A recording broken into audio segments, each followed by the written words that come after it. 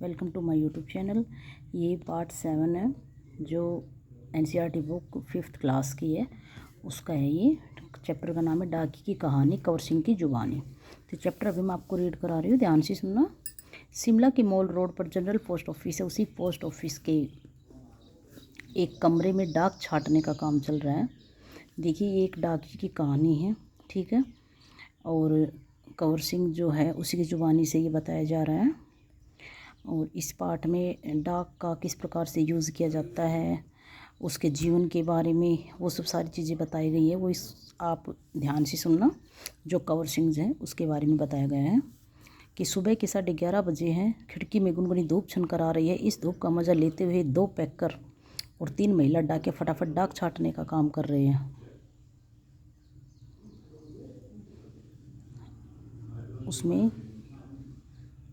उसमें क्या होता है कि जो पैकर का अर्थ है, जो पैक करने वाले हैं वो धूप का मज़ा लेते हुए 3 महिला और 2 पैकर, यानी इसमें फटाफट डाक छाँटने का काम कर रही है। डाक जो थी उसको छाँट रही है कि कहाँ कौन सी डाक भेजनी है। वहीं पर मैंने सरकार से पुरस्कार पाने वाले डाक या कंवर सिंह जी से बात की। वो कह रहा है कि मैंने कंवर सिंह जी से बात की, जो सरकार से जिन्होंने पुरस्कार पाया था, उससे मैंने बात की। यही बातचीत आगे दी जा रही है। और वो क्या बातचीत कर रहा है, यानी एक जो कंवर सिंह के साथ एक जो व्यक्ति है वो बातचीत कर रहा है, और कंवर सिंह की ही कहानी है ये आगे। तो आगे देखिए। आपका शुभ नाम? मेरा नाम कंवर सिंह। मैं हिमाचल प्रदेश के शिमला जिले के नेरवा गांव का निवासी हूँ। मेरी उम्र 45 साल है।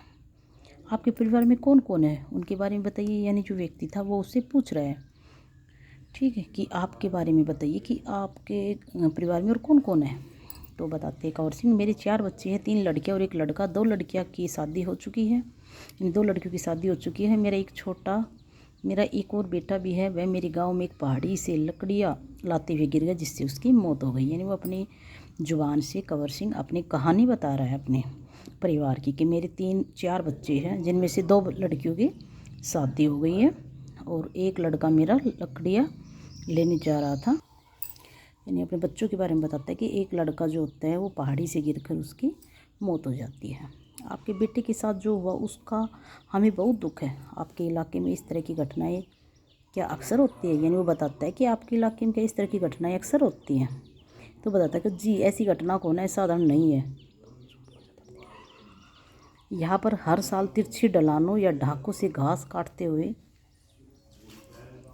कई औरतें गिरकर मर जाती है। फिर भी यह ऐसे ही रास्तों में चलना पड़ता है, क्योंकि दूसरे कोई रास्ते होते ही नहीं है। यानी वो कहते हैं कि आपके बेटे के साथ जो घटा हुआ है, वो कहते हैं कि हमें उसका बहुत दुख है।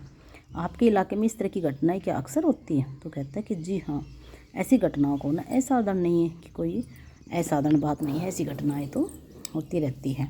और हर साल तिरछी ढलानों या ढाकों से, यानी जहाँ पे वो पहाड़ी इलाके में रहते थे कंवर सिंह जी, तो बताते कि वह तिरछी ढलाने और ढाकों से वो रास्ता बहुत ही फिसला हुआ है। यानी वहाँ पर औरतें भी गिरकर मर जाती हैं, क्योंकि कोई रास्ता ही नहीं है। हमारे गांव में अभी तक बस नहीं पहुंच पाती है। हिमाचल में हज़ारों ऐसे गांव हैं जहाँ पैदल चलकर ही पहुंच सकते हैं। यानी हिमाचल प्रदेश जो है वहाँ पर ऐसे हज़ारों गाँव हैं जहाँ पर अब भी पैदल पहुँचते हैं। फिर आपके बच्चे पढ़ने कैसे गए होंगे? वो कहते हैं, फिर आपके बच्चे कैसे पढ़ने जाते होंगे? मेरे बच्चे गांव के स्कूल में पढ़ने जाते हैं। स्कूल लगभग 5 किलोमीटर दूर है। मेरी एक लड़की 10वीं तक पढ़ी है, दूसरी 12वीं तक पढ़ी है और तीसरी लड़की 12वीं कक्षा में पढ़ रही है। यानी अपने बच्चों के बारे में बताते हैं कंवर सिंह जी कि मेरे बच्चे गांव के स्कूल में पढ़ने जाते हैं, ठीक। और स्कूल लगभग 5 किलोमीटर दूर है। मेरी एक लड़की तो 10वीं तक पढ़ी है और दूसरी 12वीं तक पढ़ी है, और तीसरी लड़की जो है वो 12वीं कक्षा में अभी पढ़ रही है, ठीक है। और अभी तो बेटा 10वीं में पढ़ता है। यानी बेटा 10वीं में पढ़ता है। आप जहाँ काम करते हैं वहाँ आपके अलावा और कौन कौन है? क्या आपको डाकी ही कहकर बुलाते हैं? अब वो पूछते हैं कि आप जहाँ काम करते हैं वहाँ पर और कौन कौन है? क्या आपको सब डाकिए कहकर बुलाते हैं? तो बताते हैं, पहले मैं भारतीय डाक सेवा में ग्रामीण डाक सेवक था, अब मैं पैकर बन गया हूँ। यानी अब वो पैक करने वाला बन गया है। और कहता है कि मैं पहले तो भारतीय डाक सेवा में ग्रामीण डाक सेवक था, ठीक है। फिर वो कहता है कि वो ग्रामीण में डाक सेवक था, डाक का काम करता था। अब मैं पैकर बन गया हूँ, पर हूँ वही नीली वर्दी वाला डाक सेवक, हूँ तो वही नीली वर्दी वाला डाक सेवक। डाक सेवक करना क्या क्या क्या होता है? मुझे बहुत कुछ करना होता है, चिट्ठियाँ, रजिस्ट्री पत्र। तो पूछता, उसी क्वेश्चन किया जाता है कि डाक सेवक को क्या क्या करना था, तो वो बताता है कि मुझे बहुत कुछ करना होता है, जैसे चिट्ठी बांटना, रजिस्ट्री पत्र, पार्सल, बिल, बूढ़े लोगों की पेंशन आदि छोड़ने गाँव जाता हूँ। क्या यह सब अभी करना पड़ता है? क्योंकि अब तो सूचना और संदेश देने के बहुत से नए तरीके हो गए। तो कह रहा है कि क्या ये काम अब भी करना पड़ता है? अब तो सूचना देने के बहुत से नए नए तरीके हो गए। शहरों में भले या संदेश देने के कई साधन आ गए हैं, जैसे फ़ोन, मोबाइल, ईमेल वगैरह, लेकिन गांव में तो आज भी संदेश पहुंचाने का बड़ा है जरिया डाकिया। वो कह रहे हैं कि भले ही शहरों में इसका सिलसिला बढ़ गया है, ईमेल वगैरह का, मोबाइल फ़ोन का, लेकिन गांव में तब भी संदेश पहुंचाना पड़ता है। इसलिए गांव में लोग डाकिये का बड़ा आदर और सम्मान करते हैं। वो कहता है कि इसलिए गांव में लोग डाकिये का बड़ा ही आदर और सम्मान करते हैं। अपनी चिट्ठी आदि पाने के लिए डाकिये का इंतज़ार करते हैं, यानी वो लोग अपनी चिट्ठी आदि पाने के लिए डाकिये का इंतज़ार करते हैं। हमने सुना है कि हमारी डाक सेवा दुनिया की सबसे बड़ी डाक सेवा है। यह भला कैसे? वो कहता है कि हमने सुना है कि हमारी जो डाक सेवा है दुनिया की सबसे बड़ी डाक सेवा है। यह भला कैसे? सुना तो आपने बिल्कुल ठीक है। हमारे देश की डाक सेवा आज भी दुनिया की सबसे बड़ी डाक सेवा है, सबसे सस्ती भी। केवल 5 रुपये में देश के किसी भी कोने में हम चिट्ठी भेज सकते हैं। यानी चिट्ठी के ऊपर जो डाक टिकट लगती है वो कितने रुपए की है? 5 रुपये की। कि हम आज भी किसी भी कोने में 5 रुपये में चिट्ठी भेज सकते हैं। पोस्ट कार्ड तो केवल 50 पैसे का ही है, यानी 50 पैसे में हम देश के हर कोने में संदेश भेज सकते हैं। संदेश भेजने का पोस्ट कार्ड होता है वो कितने पैसे का है? 50 पैसे का। आजकल तो 50 पैसे चलते भी नहीं हैं।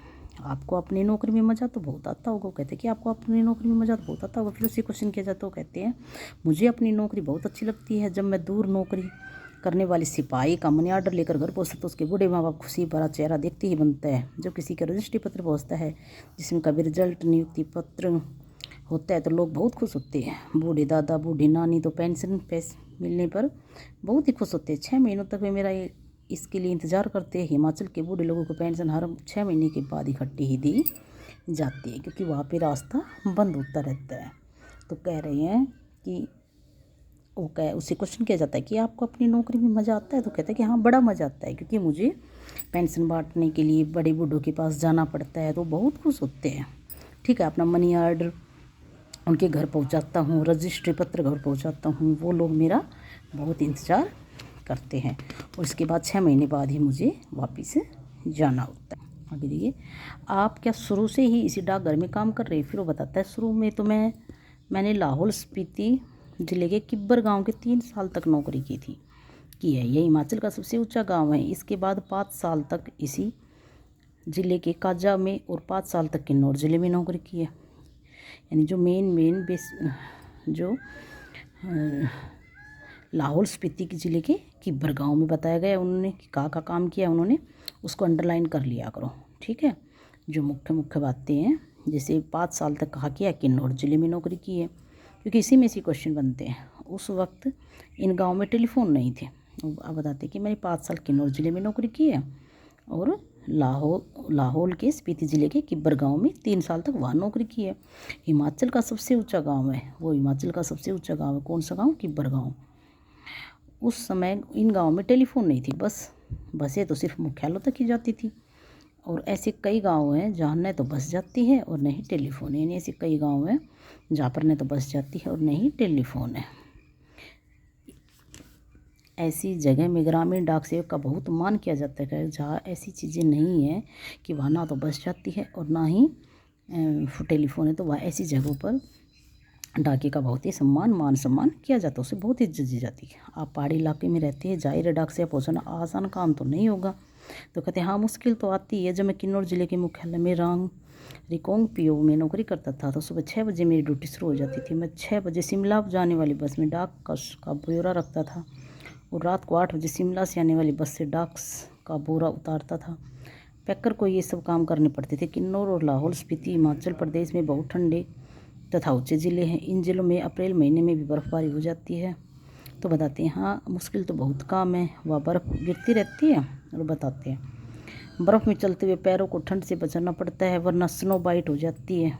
ठीक है, स्नो बाइट का अर्थ होता है कि जो बर्फ़ जो होती है वो जम जाती है, जिससे पैर नीले पड़ जाती है और उनमें गैंग्रीन हो जाती है, जिससे उंगलियां झड़ सकती हैं। इन जिलों में मुझे एक घर से दूसरे घर तक डाक पहुंचाने के लिए लगभग 26 किलोमीटर रोजाना चलना पड़ता था। यानी घर कितनी कितनी दूर थी, देखिए, एक घर से दूसरे घर तक डाक पहुंचाने के लिए 26 किलोमीटर तक चलना पड़ता था।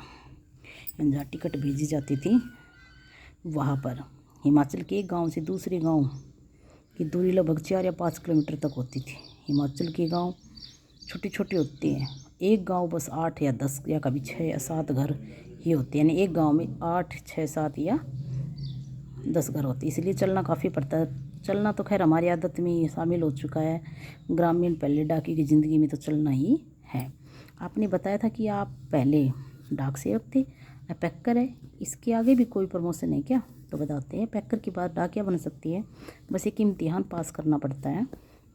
अभी तो काम के हिसाब से मेरा वेतन काफ़ी कम रहता है, सारा दिन कुर्सी पर बैठकर काम करने वाले बाबू का वेतन कहीं ज़्यादा होता है। पैकर का वेतन बाबू के जितना ही हो जाता है। अब तो डाकिए की नौकरी में लगना भी बहुत मुश्किल हो गया है, मुश्किल हो चुका है। इसमें से हम में से इतने डाके रिटायर हो चुके हैं, उनकी जगह नए डाकियों को नहीं रखा जा रहा है। इससे पुराने डाकियों पर काम का बोझ दिन प्रतिदिन बढ़ता ही जा रहा है। न जाने आने वाला समय कैसा होगा। काम के दौरान कभी कोई वस्तु खास होती, कभी कोई बहुत ख़ास बात हुई हो, यानी आपने जब काम किया है तो ऐसी कोई बात जो बहुत ख़ास हुई हो तो उसके बारे में बताइए। तो बताते हैं, एक घटना आपको सुनाता हूँ। मेरा तबादला शिमला की जनरल पोस्ट ऑफिस में हो गया था। वह रात मुझे एक रेस्ट हाउस में पोस्ट ऑफिस चौकीदारी का काम दिया गया था।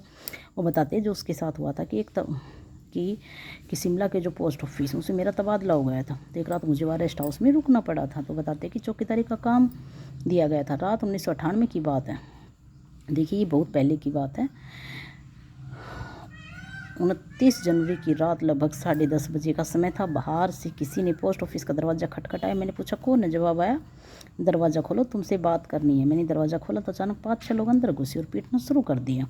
मैंने पूछा क्यों पीट रहे हो? तो उन्होंने कोई जवाब नहीं दिया। सारे ऑफिस की लाइटें बंद कर दी गई। इससे पहले कि मैं कुछ समझ पाता, मेरे सिर पर किसी ने भारी चीज़ से कई बार मारा, जिससे मेरा सिर फट गया। मैं लगातार चिल्लाता रहा। उसके बाद मैं बेहोश हो गया, मुझे कुछ भी पता नहीं चला। अगले दिन जब मुझे होश आया तो शिमला के इंदिरा गांधी मेडिकल कॉलेज के अस्पताल में दाखिल था। यानी उसके साथ ही घटना घटी। 1998 की बात है। 29 जनवरी को लगभग 10:30 बजे की बात है कि किसी ने उसके दरवाज़ा खटखटाया। उसने खोला तो अचानक लोग उसको पीटना स्टार्ट कर देते हैं। वो अंदर घुस गए और उसके सिर पर ज़ोर से वार करते, जिससे वो बेहोश हो गए। और अगले दिन उसने शिमला के हॉस्पिटल में या खुद को इंदिरा गांधी मेडिकल कॉलेज में अस्पताल का नाम दिया गया और उसमें दाखिल पाया। सिर में भयंकर दर्द हो रहा था। उन दिनों मेरा 17 साल का बेटा मेरे साथ ही रहता था। उसी से पता चला कि मेरे चिल्लाने की आवाज़ सुनकर लड़का, ऑफिस के दूसरे लोग जो नज़दीक ही रहते थे, वो दरवाजे के शीशे तोड़कर अंदर आए और मुझे अस्पताल पहुंचा गया। मेरे सिर पर कई टाँके लगे हुए थे। उसकी वजह से आज भी मेरी एक आँख से दिखाई नहीं देता। यानी उसकी एक आँख जो चली गई थी वो किसकी वजह से चली गई थी? उस हादसे की वजह से चली गई थी। उस समय उसका बेटा उसके साथ था। सरकार ने मुझे जान पर खिलकर डाक की चीज़ें बचाने के लिए बेस्ट पोस्टमैन का इनाम दिया गया। यह इनाम 2004 में मिला। इस इनाम से 500 रुपये और प्रशस्ति पत्र दिया जाता है और मेरा परिवार बहुत खुश हुए। आज भी मैं गर्व से कहता हूँ कि मैं बेस्ट पोस्टमैन हूँ। यानी कहते हैं कि मैं बेस्ट पोस्टमैन हूँ। तो प्रतिमा शर्मा जो है इसकी लेखिका थी और ये चैप्टर यहीं पे पूरा होता है। इसके जो एक्सरसाइज है वो नहीं दी गई है, चैप्टर्स मैंने पढ़ा दिया है। शब्दार्थ आपको पहले मैं सेंड कर चुकी हूँ और आई होप आपको ये समझ आ गया होगा। Thank you.